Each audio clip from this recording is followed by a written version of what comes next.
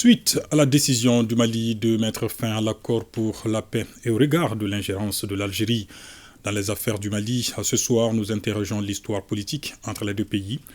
L'on garde encore en mémoire le soutien de taille et la défense des intérêts de l'Algérie par le Mali face aux colonisateurs français. L'historien Jean Bosco Konaré et l'ancien diplomate Diadje Yacouba Danyoko, j'y parviens, nous rappellent les faits au micro de Tamsir Diabaté et Mbarakou Maïga.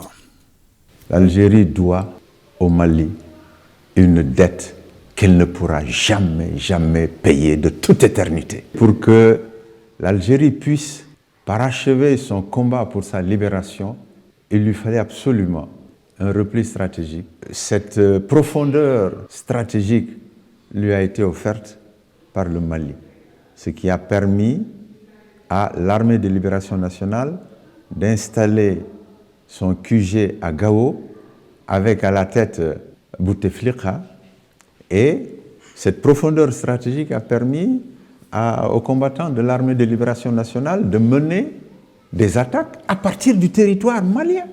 Ça veut dire que le Mali avait accepté en ce moment d'entrer en guerre pratiquement.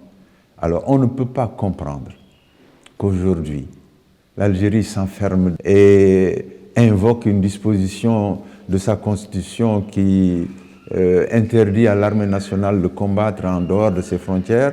C'est pour toutes ces raisons que je dis que le comportement algérien, des responsables algériens qui aujourd'hui dirigent ce pays-là, c'est un comportement qui est inacceptable.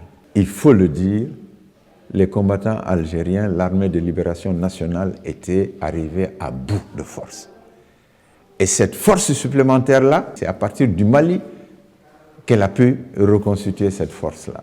Avant l'indépendance de l'Algérie, le Mali a engagé sa survie pour défendre l'Algérie. Déjà, dans la période de l'autonomie, c'est-à-dire entre 1957 et 1960, le Mali a apporté son appui au mouvement FLN.